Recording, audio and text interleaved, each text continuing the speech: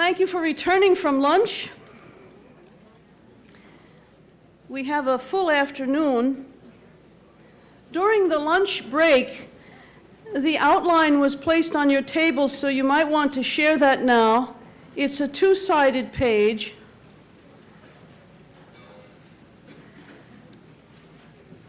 And you see on one side the 4 questions that are structuring my talk. And on the other side, some information that we'll be using right away now in the beginning of this second part. If you look at the outline, where we left off was in part 2.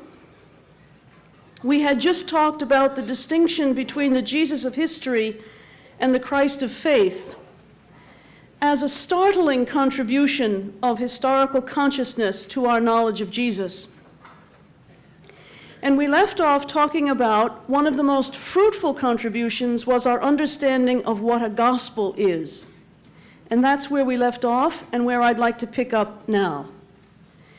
So to do that, would you turn the paper over so that at the top you see stages of the gospel tradition?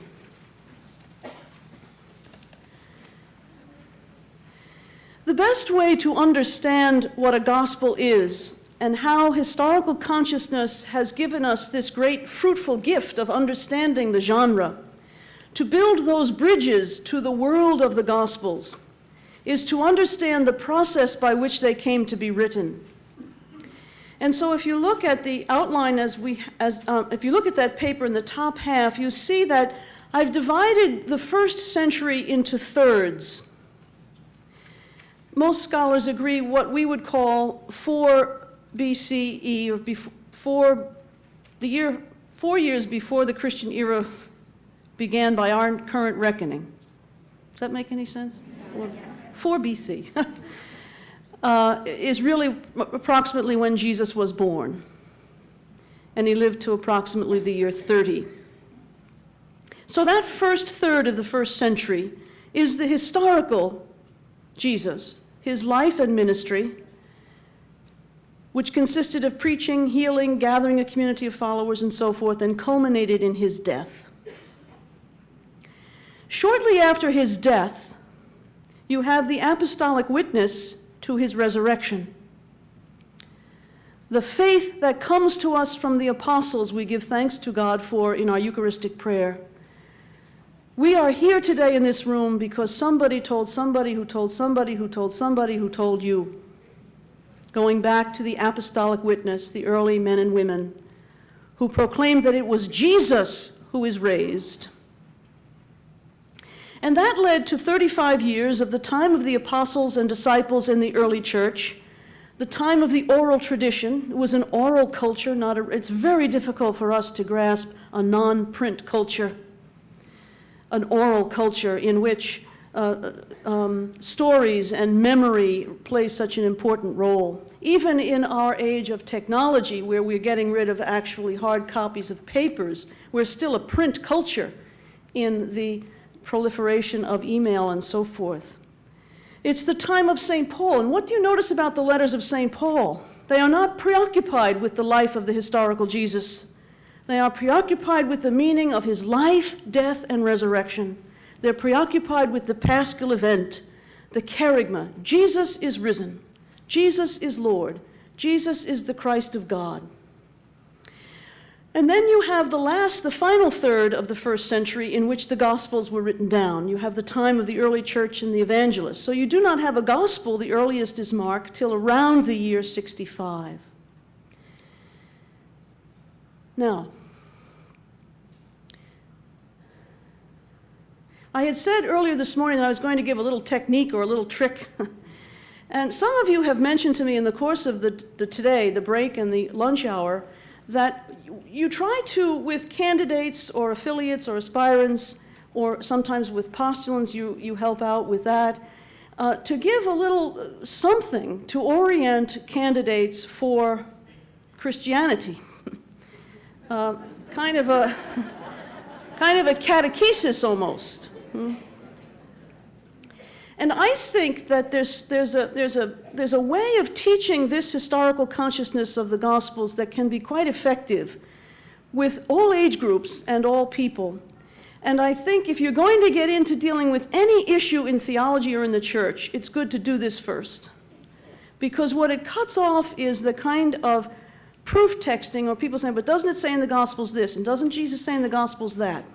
To really be able to remind people, remember when we said how the Gospels came to be formed, and how we are to read them as faith documents, as documents all about Jesus from the point of view of his resurrection, from the point of view of the end of the story.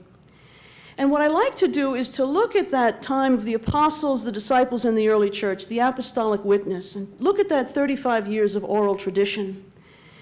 And I even have had people do a role play where you're gathered on the first day of the week at a community and a house church for the breaking of the bread. And you have St. Peter there. You maybe have a woman who was in the crowd when Jesus taught the Our Father. Select 3 or 4 people, whoever you like, and have them have a conversation and begin with Peter. And invariably, the person who is role-playing Peter will tell the story of his denial, will tell the story of how he faced the death of Jesus and what happened afterwards. And then the other people will pick up, and you do a nice little role play for about 20 minutes with people breaking open the Word, if you will, or the Gospel.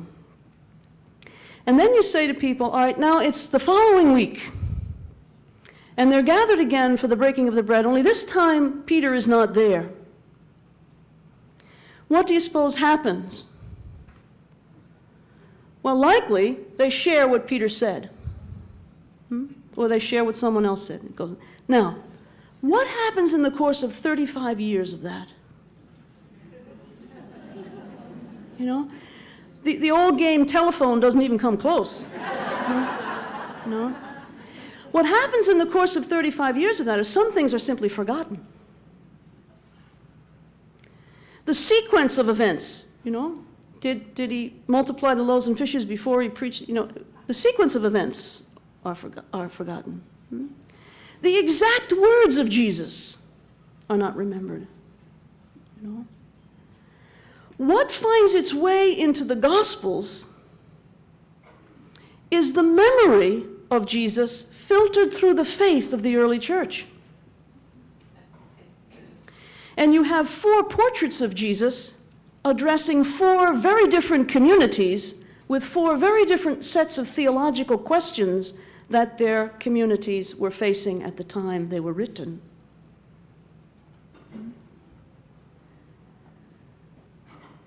And if you look at the Vatican Council document from the Second Vatican Council on Revelation, paragraph 19, you will find this understanding of the 3 stages of the gospel tradition articulated there. So this is not some left-wing idea. What about the exact words of Jesus? What is remembered? Well, if you think yourself of the example of Martin Luther King Jr.'s "I Have a Dream" speech, I would guess there's probably not a person in this room who could stand up and do the entire speech. But I would guess there is not a person in this room that does not know what the dream was. That's what was remembered. What was important for our salvation was remembered. What was important for our salvation, what hung together as the meaning of their experience of Jesus as the revelation of God. Now, what scholars have done since this whole critical research into the Gospels, going back for more than 150 years, is to take the Gospels as you see at the top, Matthew, Mark, Luke, and John, and to try to see how we could get back to the historical Jesus. What is it we could say about the historical Jesus? How can we reconstruct the memory of the levels of that tradition that go back to him? And after decades and decades, there is a kind of consensus among scholars about what we can reconstruct of the historical Jesus. It's a theological statement. And I put it for you on the bottom of that same page there. I'm quoting Elizabeth Johnson's version of it, but there are many who would agree with her, maybe taking off one or two of these elements or adding one or two others. But in the main, this is the reconstructed image of the historical Jesus. In bare outline, if you bear with me while I read it, in bare outline, it includes knowledge that Jesus was a member of the Jewish race, hailing from the town of Nazareth, who in his adult life started a ministry of preaching and healing centered in Galilee. He proclaimed the nearness of the reign of God and called for conversion of heart in light of the coming of that reign. He taught in parables, addressed God as Abba, gathered a group of disciples, chose the marginalized people of society as the particular recipients of his ministering activity. The freedom of his behavior and the authority with which he taught raised, at least implicitly, a claim as to his own agency in the coming of the reign of God. Although his own perceptions were shaped by contemporary Jewish ethical and religious thought, he came into conflict with other Jewish teachers, particularly with regard to interpretations of the law and its traditions. And today people would add, especially since Elizabeth wrote that in the 80s, they would add especially the temple tradition was one of the key things that got him into trouble in the last week of his life. Going to Jerusalem at the time of the Passover, he was arrested, tried, crucified, and buried. Sometime later, his followers began to proclaim that he had been raised from the dead. Now, what's the value of this reconstructed image that scholars have given us? What's the contribution, that is, what's the value? It's valuable in the sense that it gives us an interpretive key, a way to interpret what the kerygma says about Jesus. You see, it's Jesus who is raised. It's Jesus who is Lord. It's Jesus who is the Christ. So not being able to fill Lord, Christ, and risen with anything you want to fill it with, tethering it back to the historical ground of our faith in the man of Nazareth, helps in our interpretation. I'd like to move to my third part now of the talk and talk about how has our understanding of fidelity to Jesus shifted with this reconstructed image, under the impact of historical consciousness. Now, what value has what I just said had to us? How has it shifted our understanding of the fidelity to Jesus? To look at the impact of historical consciousness on the faithful following of Jesus, or on what we used to call the imitation of Christ, I want to go back to the chronology I mentioned earlier. Did you notice when we were doing pre-modern, modern, postmodern, that chronologically speaking, we have all lived our entire lives in the emerging postmodern world? I said it's coterminous with the 20th century. We've all lived our entire lives in the emerging postmodern world. And yet we also know it to be true in the depths of our being, that in terms of what matters most to us, our faith life, our prayer, our understanding of the vows, of ministry, of the church, and of doctrine, the majority, numerically, of the members of religious orders in the United States today were raised in what can only be described as a pre-modern worldview.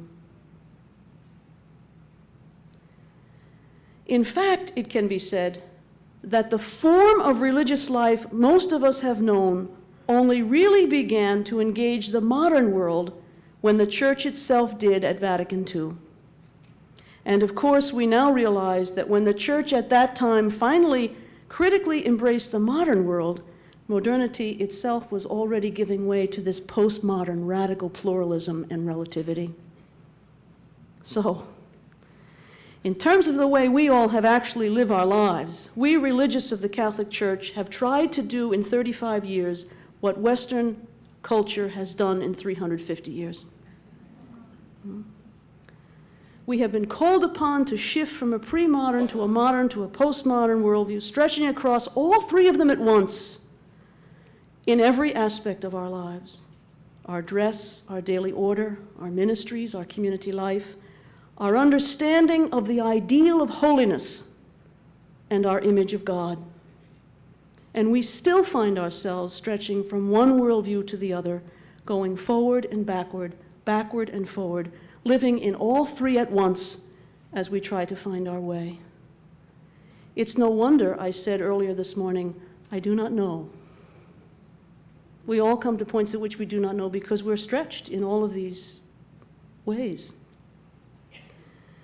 My point is that when we look now at the following of Jesus from these various perspectives, the pre-modern, modern, postmodern, and so forth, we need to remember that we and the members of our communities are most likely living out of various combinations of them, living eclectically out of all three of them at once. It should come as no shock then that we share life in our congregations with sisters and confreres who have profoundly differing views about what is important, about how the world works, about what our work should be, how we should live, pray, and decide about the future. And as I said this morning, to the extent that these differences are irreconcilable, our congregations will experience paralysis in moving into the future. Two of my sisters in our province reminded me of the answer I should have given this morning to one of the questions when we were talking about, how do you have these conversations, these dialogues, how do you build these bridges? One of the things we did in our province is to send out this book to every member of the province called Courageous Conversations, in which these issues were raised. And we asked sisters to have courageous conversations, not just in community in a formal way when they meet, but over dinner with a friend, when they gather here and there, to really take occasions to do what you all did today at lunchtime with one another, as a way of trying to get at, are our differences irreconcilable? Whether or not they did it, to what extent they did it, we don't know. So I don't know how successful it was, but it was an attempt at what we called courageous conversation.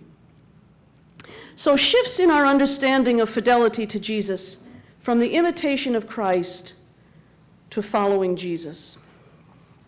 Specifically, I want to suggest, in looking at the pre-modern, modern, and postmodern, that some religious today live very directly out of what we might call a pre-modern or classical notion of the experience of God and of Jesus. We might use the word traditional here in our sense. This is an experience that is very comfortable with the mystical tradition. It emphasizes the transcendence and the holiness of God, and it focuses on imitating Christ's virtues.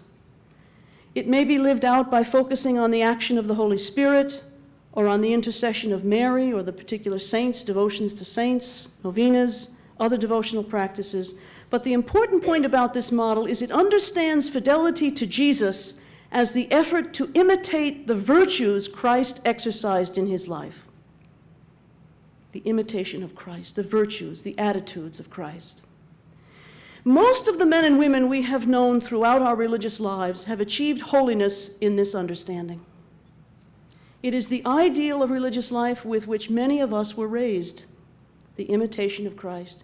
It has tremendous potential for opening us to the transcendence and awesomeness of the divine mystery. It deserves the label mystical, in that, as Janet Ruffing once put it so well, this way of understanding our following of Jesus draws us into the lifelong effort to seek the one thing necessary, progressive, contemplative assimilation to the Christ mystery. Progressive, contemplative assimilation to the Christ mystery. However, this model also deserves the label ahistorical or non-historical, in this sense, that particularly in the sense that the concrete dimensions or circumstances in which one lives, where one is, what one is doing, with whom one is doing it as a follower of Christ, are not elements that factor necessarily into what counts for the achievement of holiness. The point is that whatever you're doing, wherever you're doing it, and with whomever you are doing it, you have the attitudes of Christ. You imitate Christ, wherever, however, with whomever, and so forth. It's under the influence of modern scholarship that some of us have shifted to a profound sense of Jesus' mission to bring the reign of God to our world. You might say we've shifted to an historical notion of fidelity to Jesus, in the sense that we have a different focus because of our focus on the life and ministry of Jesus. So, it matters now where one is ministering, with whom one is ministering, what one is doing, not just the attitudes with which one is doing all that. Our action on behalf of justice, our ministries, our prayer, may all evolve out of the prophetic and contemplative grasp of our identity as religious in terms of the mission to serve the coming of the reign of God. It's not necessarily that we've left the classical experience completely behind in this shift. Rather, it's the case that we've come to experience the imitation of Christ so differently that our basic intuitions about what is most important have shifted to this justice-making, kingdom-building emphasis. If you go back and read some of the hymns we've been singing since we arrived here, it's this justice-making, kingdom-building emphasis. This shift has its origins in the modern Protestant scholarship I've been talking about today, but it really affects Catholic theology only in this century, only since the Second Vatican Council, that this renewed understanding of fidelity to Jesus becomes operative in the spirituality of us and of the faithful. Only recently, then, has historical consciousness come into play as a factor in our way of knowing Jesus. In the historical model, the genuine humanity of Jesus is much more accessible to us. And one way of getting at that is to think of the greater attention we're paying to the ministry of Jesus. In contrast to the classical model, if you think of the Apostles' Creed, where we move from born of the Virgin Mary to suffered under Pontius Pilate. Born of the Virgin Mary, suffered under Pontius Pilate. What happened in between? You see, here in the historical model, we pause over the concrete content, style, manner, and meaning of the life of Jesus. What he said and to whom. How did he behave? Who did he favor? What made him angry? How did he pray? What was his experience of God? I'm going to begin a sentence now with a phrase, and you can complete this sentence in very, very few ways. And the sentence begins, every New Testament scholar would agree. There are very few ways you can complete that sentence, but here is one of them. Every New Testament scholar would agree that Jesus' whole life, what he said and did, what made him tick, all revolved around the coming reign of God, which Jesus made present. That consensus has unlocked a tremendous richness for us, for our prayer lives, in a liberating praxis in our ministries. It has enabled the church to articulate such phrases as the preferential option for the poor, and action on behalf of justice is constitutive of the gospel. Where did that come from? From the historical, critical reading of the Gospels, period. That's where it came from. And perhaps most profoundly of all, which I'll talk about in my last section, it has given us a perceptive grasp into the meaning of the death and resurrection of Jesus Christ. The death of Jesus not as something abstractly willed by God from all eternity, but as evolving out of the concrete decisions and behavior of his life.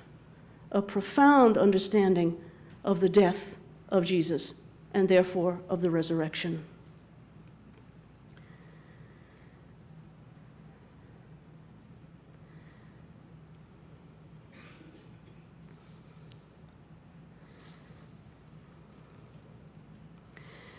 The Christology of this second modern historical model gave us a way of dealing with what Edward Skillebeek calls contrast experiences.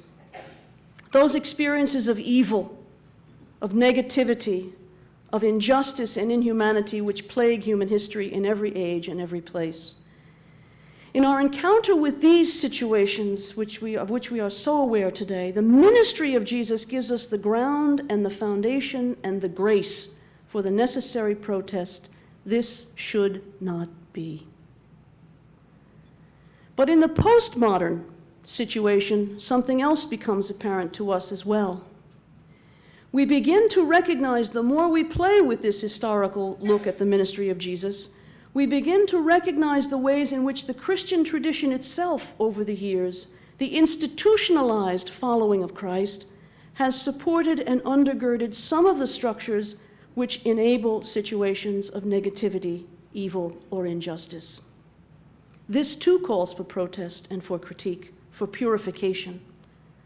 And only then does it become possible for the faithful believer and the theologian to search the tradition more thoroughly, imaginatively, and authentically, to discover elements that have been forgotten or lost or lie hidden, but which have the potential, the grace, as Mary Catherine Hilkert calls it, to be instruments of conversion and liberation and a fuller realization of the reign of God in the world.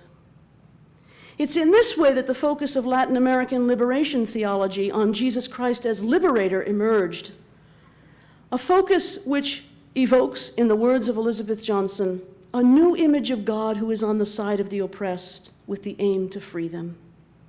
It also lifts up a new image of the oppressed as of great worth, the privileged locus and focus of God's own care.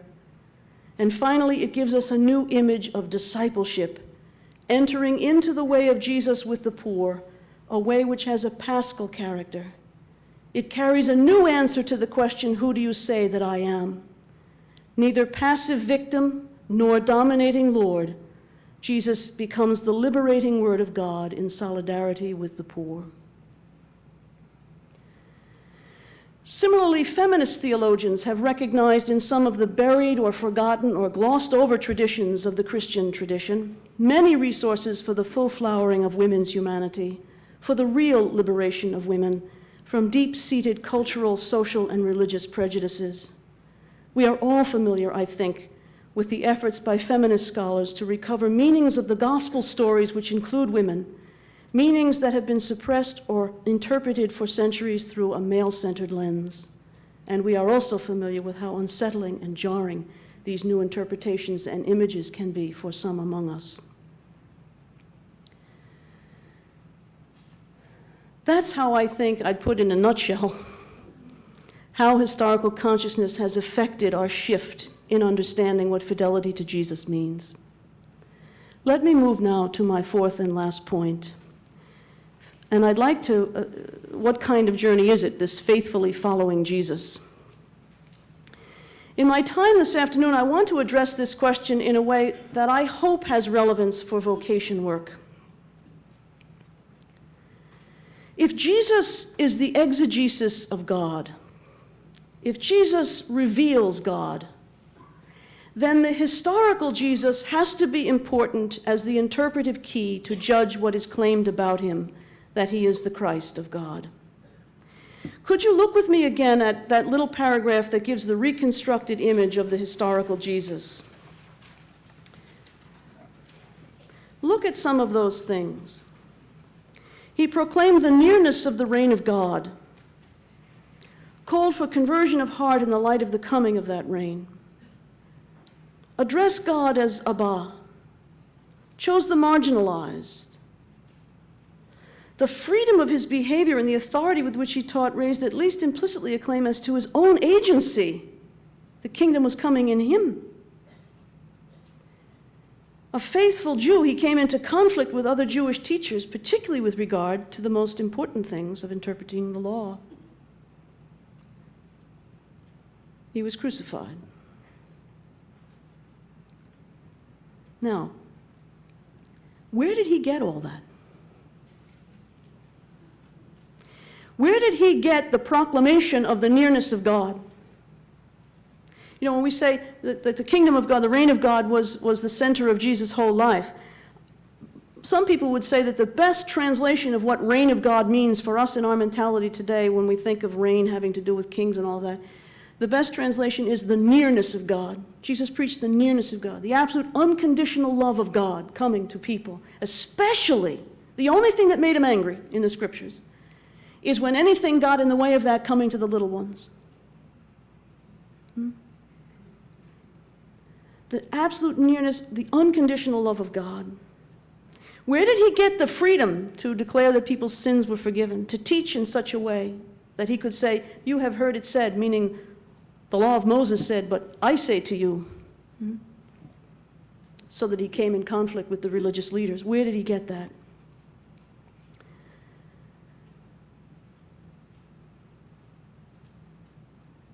From his own experience of God, from Abba, from the unconditional love of God for him.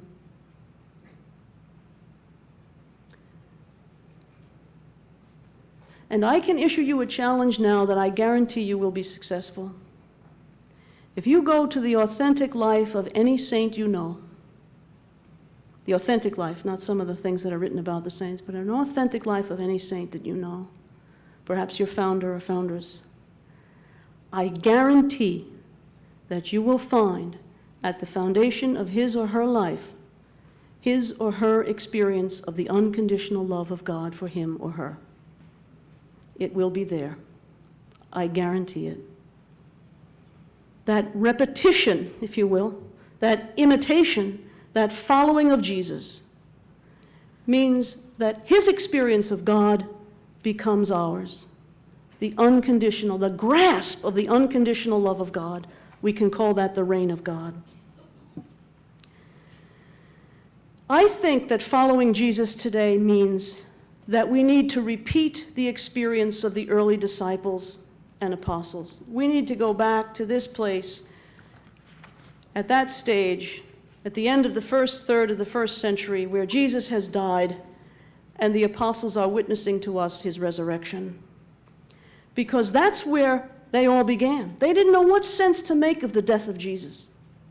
And I think that's where we need to, because it didn't make sense in his image of God and what he preached about God. It's very important that the death of Jesus is presented to us in the Gospels not as a stoic event. Jesus does not approach his death the way St. Stephen, the first martyr, does. Jesus is not present. It is a human death in every sense of the word. He's terrified. He agonizes over it. It's extremely important that the Gospels portray that. They didn't know how. Here they are saying Jesus is raised. Jesus is the Christ of God. Jesus is the one through whom God made the universe. And how could they make sense of this death? It had to be proven who was right. He had preached the unconditional love of God and the nearness of God so that even the sparrows don't fall without. Every hair on your head is counted. And that God, to whom Jesus had witnessed, seemed to leave him in the lurch.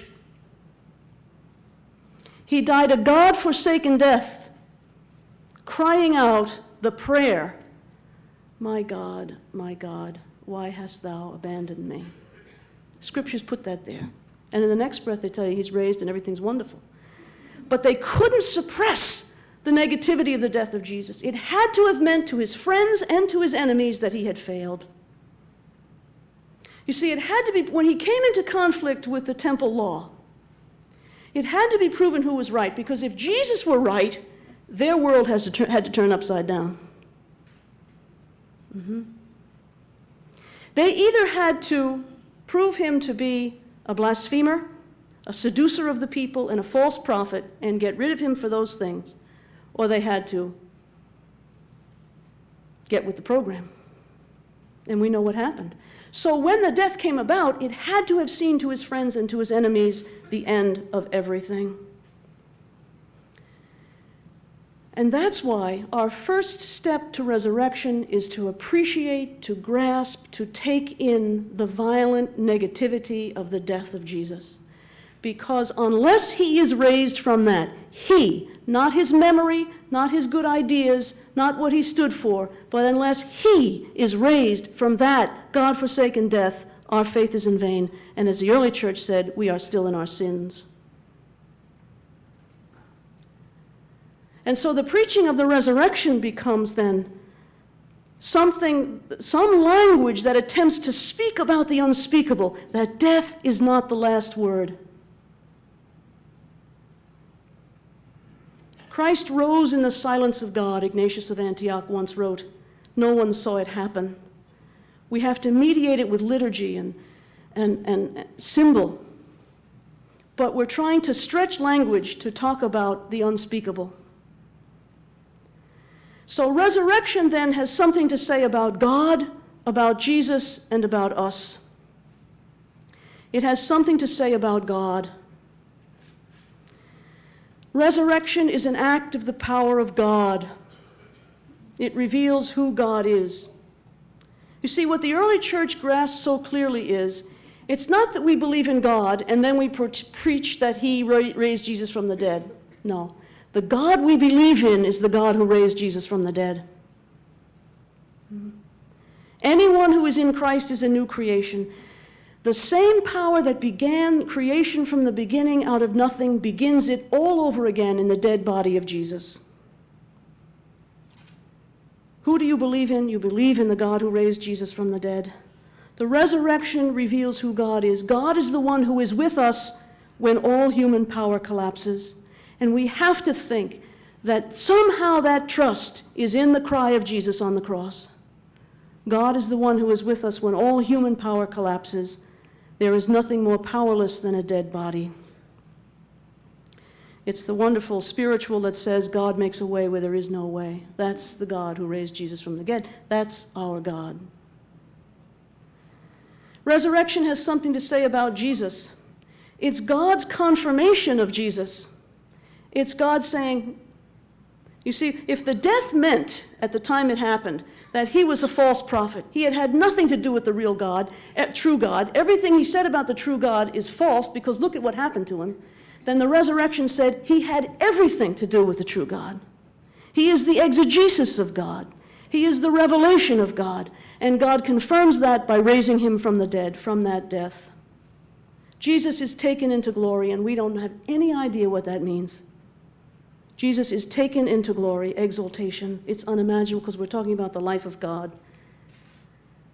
His whole person is now with God in this glorified way and can be with us in a way, but he couldn't be with us when he was bound by time and space through the Spirit and in the church. And so the resurrection has something to say about us. As Karl Rahner would put it, a piece of our earth, real to the core, is now with God in glory. Isn't that wonderful? A piece of our earth, real to the core, is now with God in glory. And this begins the new creation for the rest of us.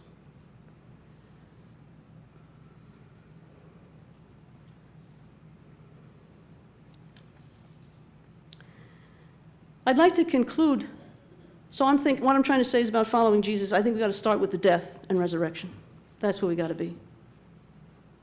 And we can't gloss over the negativity of the death. We have to start there and come to resurrection. So I'd like to conclude by saying, in terms of this following of Jesus and what kind of a journey is it and so forth, that journey is well represented by the lovely story in the Gospels that Paul alluded to last night of Jesus on the Lake of Gennesaret, where he's finished teaching, he's in the boat teaching to the crowds on the shore, and he says to Simon and his friends, "Put out into the deep and lower your nets for a catch." Launch out into the deep and lower your nets for a catch. And they say, "We've been at it," Peter says, "we've been at it all night long and we've caught nothing. But at your word, we will lower the nets again." That's a prayer for vocation directors. At your word. We've been at it all night long and we've caught nothing. At your word, we will lower the net again. But launch out into the deep, he says. It's a journey out far and in deep. What to look for in candidates? Can they follow Jesus? Can they live the questions, the struggle to do God's will in the face of the evidence that the kingdom is very long in coming and that the right responses are not always clear and that it can seem as if God has forsaken you? Can they follow Jesus in that? Can they follow Jesus in agonizing over what is the will of God? God not willing the death of Jesus for our salvation, God willing the mission, and Jesus' fidelity to the mission and to his God is what killed him. What is their attitude toward Jesus in this challenge to put out into the deep water? And what is their response to not being afraid to go where the questions lead? To go out into the deep and to go where the questions lead. Because in your dealing with candidates, you will find, as there are with all of us, there are with them as well, three possible responses. You can encounter candidates who want to stay on the shore and dabble here and there on the edges of the water, show up at things, and learn to sound as if they've been way out there. But all the while there are depths to life, to themselves, and to the search for God and the fight with God that never touch them, never reach them, never wrench their heart, and never make them into a person. They may choose that path, and still become a religious. But I'll tell you this, what the life is all about will always elude them. Because the life is about being out far and in deep. They may choose that path and not become a religious, leave us, but their time with us will largely have been wasted. The second response is they may choose the path of out far and in deep, of saying they can follow Jesus and go where the questions lead. But at their first experience of going under, of feeling that they may drown, they grab for the shore and never venture out again. They may choose that path and still become a religious. But I'll tell you this, their religious life will always be clouded over by that fear of anyone or anything that would take them out again, far and deep. They will need to get their answers from outside themselves because they themselves have backed off from the questions. They may choose that path and not become a religious, but their life and their relationships will always know that fear. And finally, our deepest prayer for our candidates and for ourselves, that they choose the path of out far and in deep, that they engage their heart and mind in all their strength, tossing about in the depths of the search for God, for what it means to be human in the image of Jesus, for life and for themselves. To be willing to surrender their images of God and of themselves, plunging into the unbounded waters with that kind of all or nothing abandon that is the hallmark of any true love. If they choose that path, whether they become a religious or not, they will be a human person. And if they do become a religious, they will be the only kind the church needs, one who is willing to pay the price to be a human being, who knows how to trust the fathomless depths of God, who can lead others away from fear and despair into faith and hope. Welcome them to that journey, to this risky business of headlong plunges into unknown reaches of human existence and into the awesome, mysterious God. And they and you can take comfort in this, that our self-gift, our plunge, is already bathed in, already made possible by, already snatched up in God's love. God already has them. The power that propels them, the power that draws their headlong plunge, is the power of God's love in which you and they and all of us, the whole universe, is drowning. Develop in them and in yourselves the eyes and heart to see things that far out and that deep down. For in this is all wisdom. In this is all the wisdom that our Christian tradition, pre-modern, modern, and postmodern, has to offer the world. What Jesus knew, that the crucial thing about giving ourselves over to a mysterious God is that it requires all the courage a human heart can have, and yet there's nothing to fear, for that mystery is love.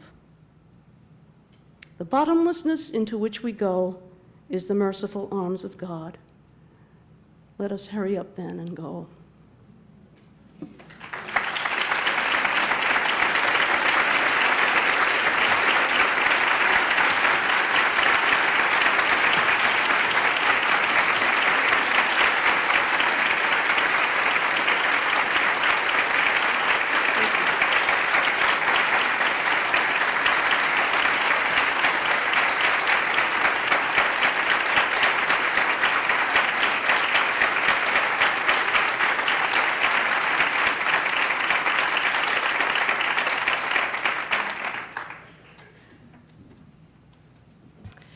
Again, we'll follow the pattern of the morning and have 15 minutes of silent reflection. I would ask that if you need to leave this room for whatever reason, if while you're in the hall you would remain quiet, please.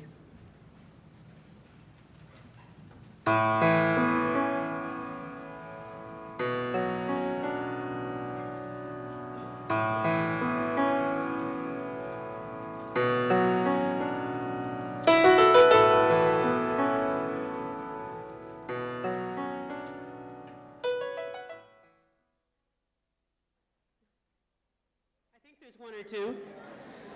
For those of you who have been following on that neat schedule on the back of your folder, you may notice that we're a few minutes ahead. We'd like to give you that time for your table conversations this afternoon. And so you will have a little bit longer time at the tables to share some of your reflections.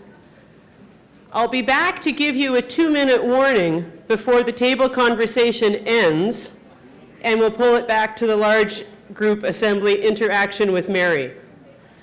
And so for the next 20 minutes plus, I refer you to your yellow sheets of paper. Excuse me.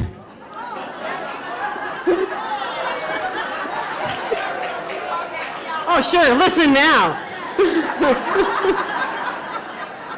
Okay, maybe it's pink on your paper. It's yellow in Canada.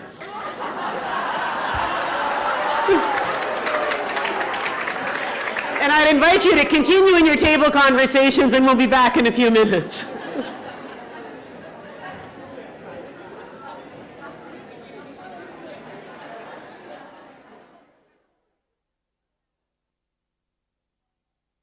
They're listening again.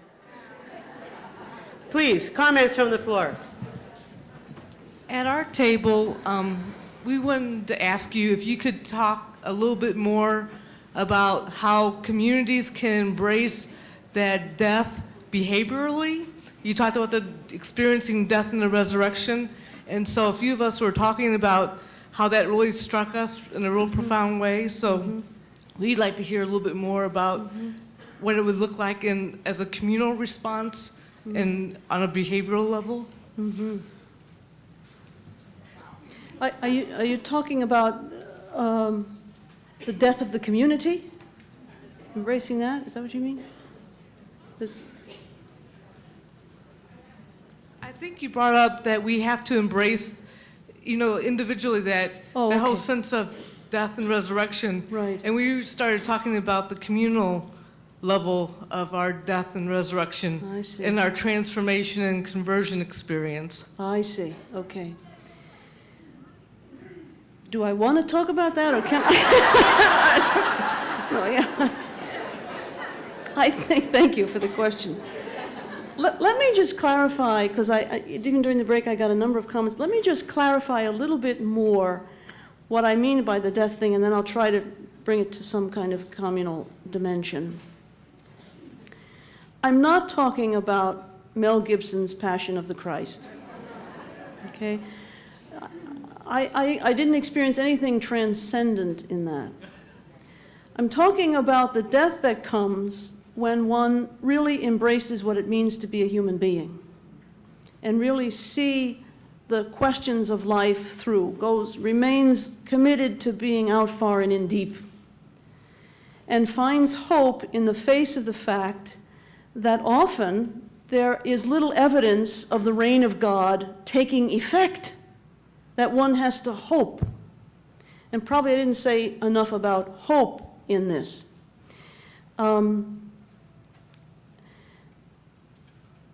Rahner has this marvelous 3-word sentence about hope. Hope hopes God.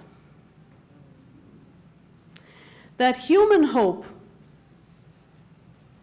without which you don't have human life, he would say, will settle for nothing less than God herself or himself. That hope hopes that God will give God's self and hopes for nothing less. Living life in the face of that is being courageous enough when things are dying to hope God. It's what Jesus did. Hope, hopes God. On the communal level, I can say a few things, I think, but I'm just exploring here because, I think the real enemy of hope in our communities is not despair. We have a notion that somehow hope is on the other end of a continuum from despair. That hope is here and despair is here. And that flies in the face of Jesus' experience, the experience of the saints, and our experience. That when we are hoping against hope, when we are hoping in the face of death, any kind of death, we're on that edge between despair and hope, such that they feel almost the same. I think the real enemy of hope in religious community is not despair, but cynicism. There's a sister in my community who's about 10, 12 years older than I am. And she tells me this story. So she's 50, let's say she's 66 now, or 7, somewhere in there.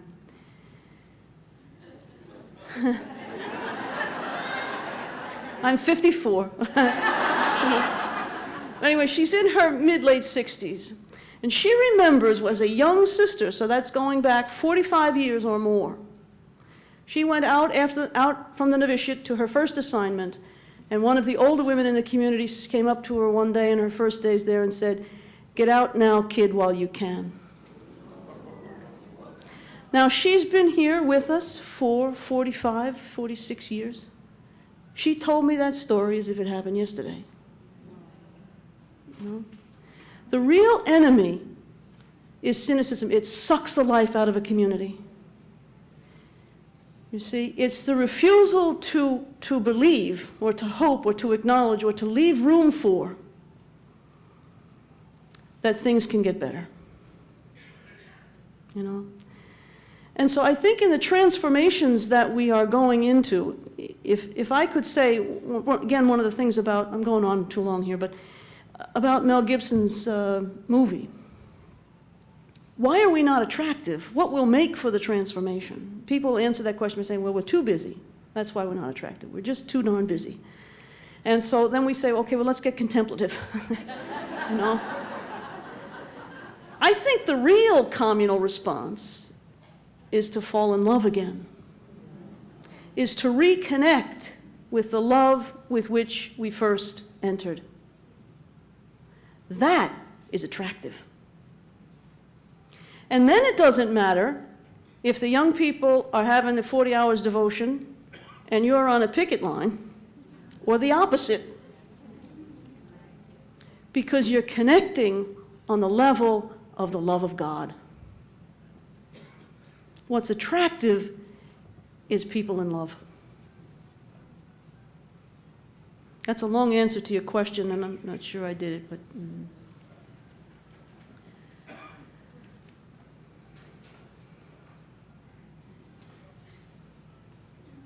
I hope I don't too deeply reflect my youth in this question. I'm a little bit. Did you say your youth? Did you say youth? Just barely. I couldn't hear. Yeah, I couldn't hear. Yeah.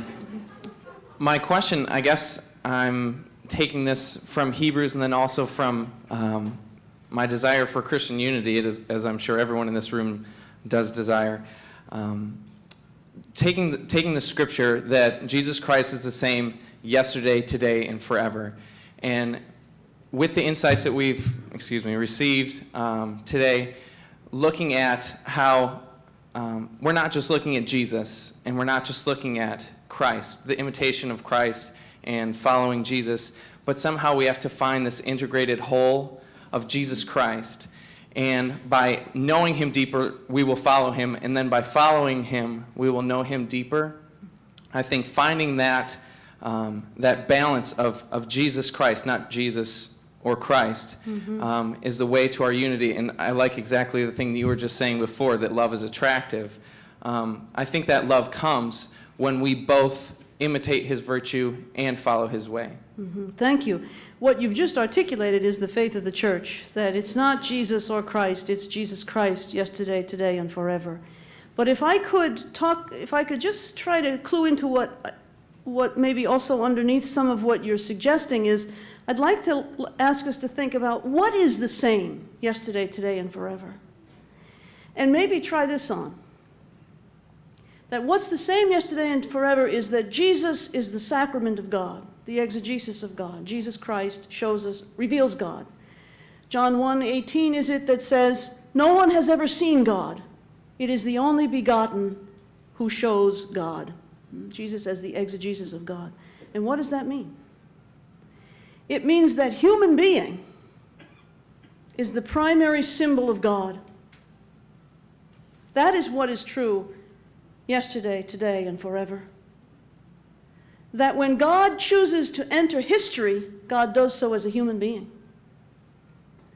And so if you will, the struggle to become human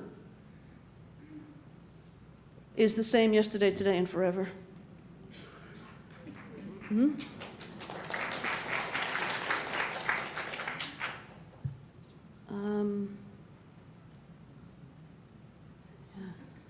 Hi, Pat Whitberg. I'm a Cincinnati Charity. I wasn't going to say anything, and then that last comment. Oh gosh, maybe 10 years ago I read a book. I've read many since then, but this one remembers it. Oh yeah, I realized that how that sounded right now. Okay, well anyway.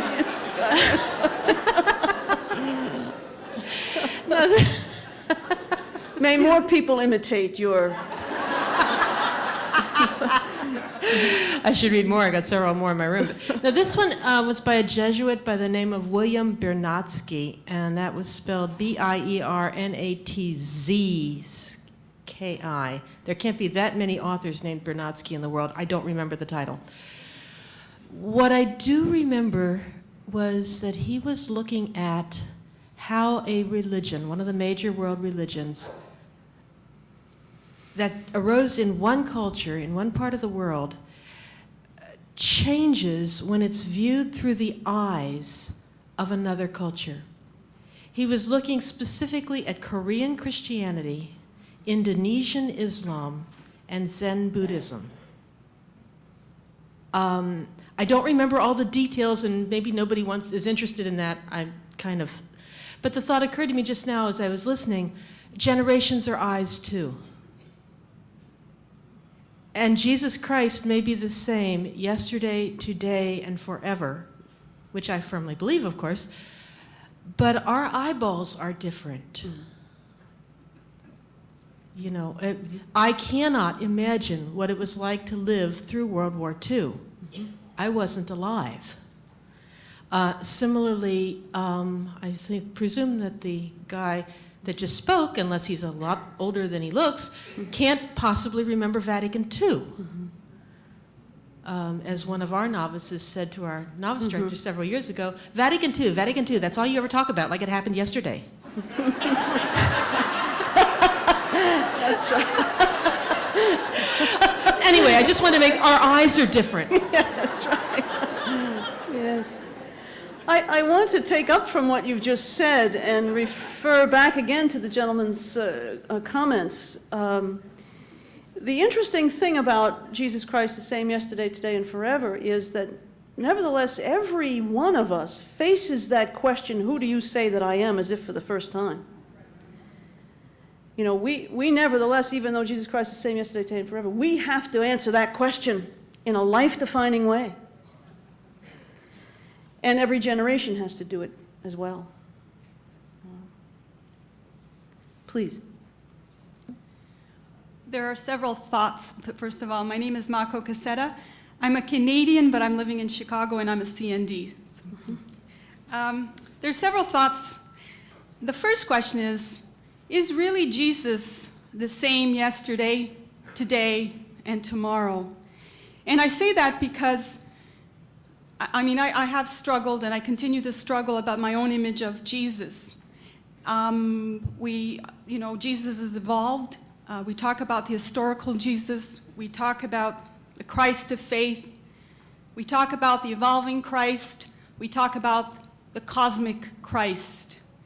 And Jesus has changed for me, and the face of Jesus is different yesterday as it is today for me and will be tomorrow.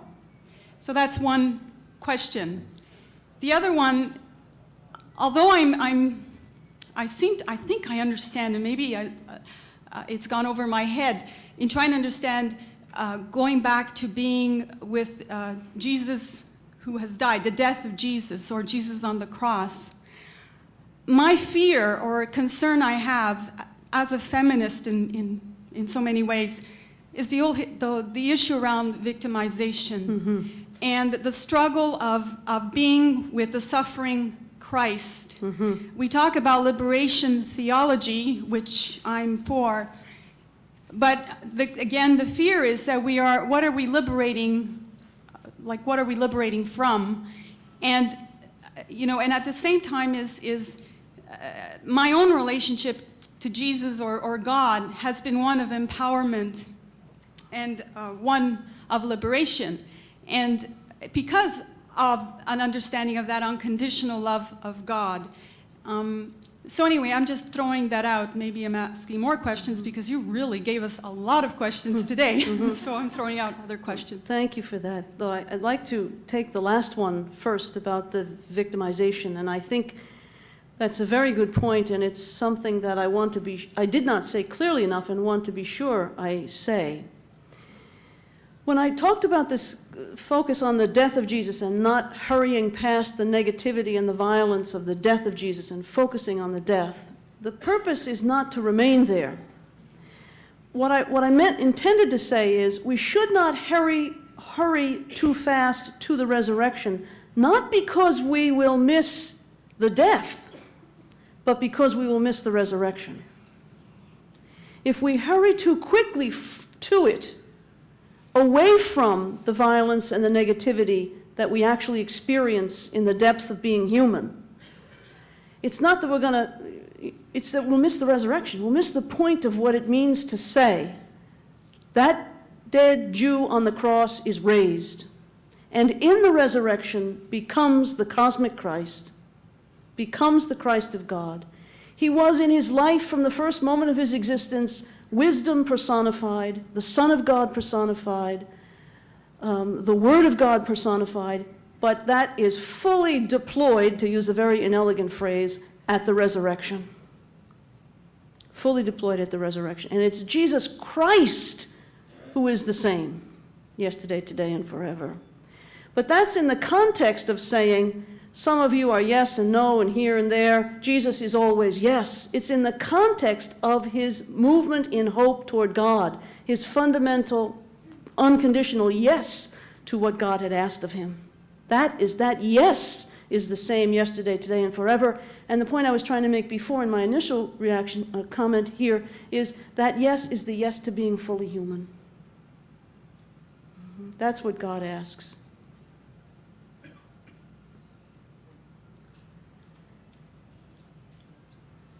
Is that right? Yeah, okay. I'm sorry. This is a quick one.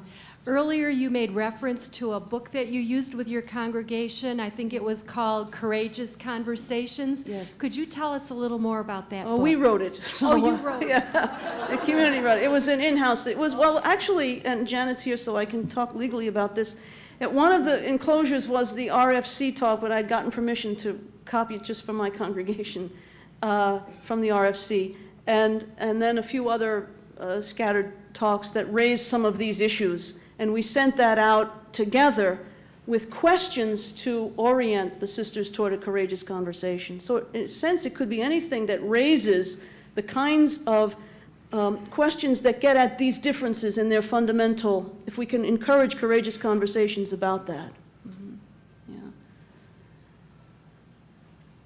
Hi, I'm Laura from Green Bay, Wisconsin, and more of a comment than a question, but at our table, one of the images that came out was Peter getting out of the boat and walking on water. And when you talked about the last questions and then the images of the people on the shore and the people who go part way and then the people who go into the deep. And one of the things we talked about is our focus on Jesus. And that when Peter lost that focus, he began to sink. David White has a marvelous poetic expression or poetic rendition of that moment. You know, when we step out of the water, it's when we step out, we're doing it, and we're afraid it's not going to hold us up. You know, and when we step out and keep the gaze fixed on the one we love, is when we stay up. You know, he says it better than that, but he says, though, in this wonderful line, he says, if you wanted to drown, you could. You want to drown, you could, but you don't. Because finally, after all this struggle and all these years, you simply don't want to anymore. You are tired of drowning. And so you take the one hand you know belongs in yours. It's wonderful, and it's, yeah. One of the things, Angèle Sadlier from Region 5, New Orleans, Louisiana. One of the things we all agreed with is you are the perfect selection for this topic for us. Well, thank you. So Tabiel agreed on that. The second thing is, I noticed over in the exhibit room, videotapes, Women Religious, Living in Many Worlds by you and Mary Irving. For those who want to go to look even more closely at the question of the three major world influences over us and all that, would those tapes do that? Like, I find myself saying, even though I've heard you talk before, I'd like to go deeper into something. Would those tapes sort of cover these topics? I did not ask her to ask this question. Yes, I would say this, Angèle, that they do. It's two tapes. It's so it's about 4 hours, in which I go through the three worldviews in great detail. I do some of what I did today on truth, but I also look at the world picture. I also look at who runs the world, how does it work, historical consciousness. So yes, it goes into much greater detail on the three worldviews. But the part that Mary Irving plays is a very valuable part in that she then comes in as a dialogue partner from the point of view of feminist theology and spirituality.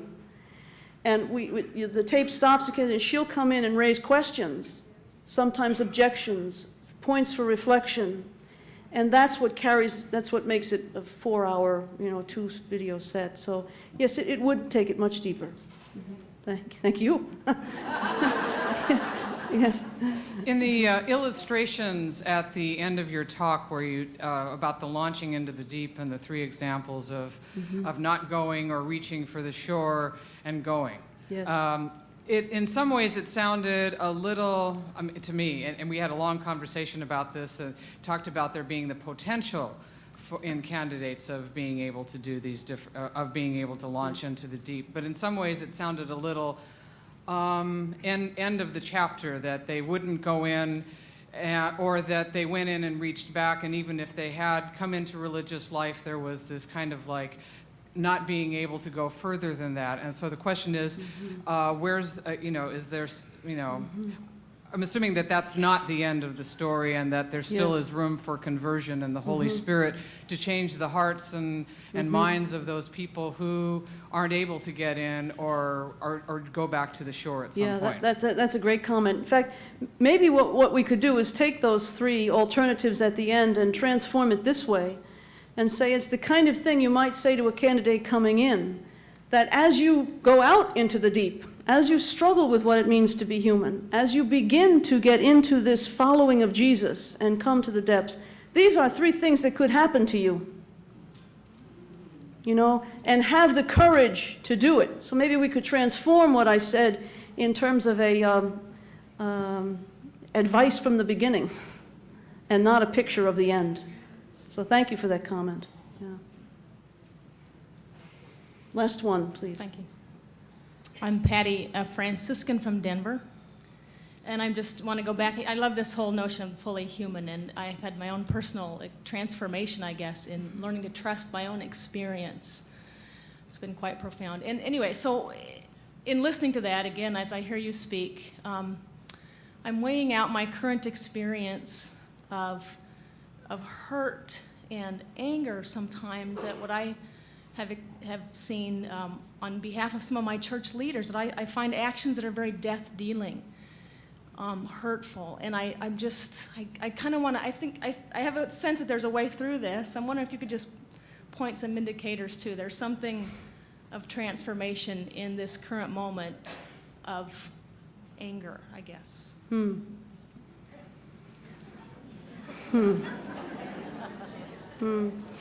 Well, you know, what you're expressing, if I can say this, more people, and older religious, have said to me recently that they have never been as shaken as they are more recently. It's not just the sex abuse scandal, that's really not it. It's a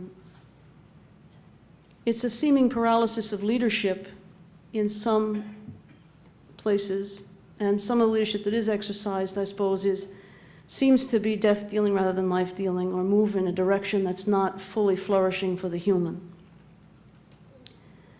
So I think what you're suggesting is something that I have heard many older religious say to me, that they're really disillusioned. They really find it hard to hang in there. I'm talking about rock kind of people, you know. That's the time that hope takes over. That's the time when one hopes against hope. That's what I mean by being there with Jesus, facing death, or facing what looks hopeless, or facing what looks God-forsaken. Not when it's all going right, but precisely then, when the call is to hope God. To say, regardless of what's going on there, I'm going to stay with this because I hope for nothing less than God. I will be satisfied with nothing less than God, and I hope that God will be given.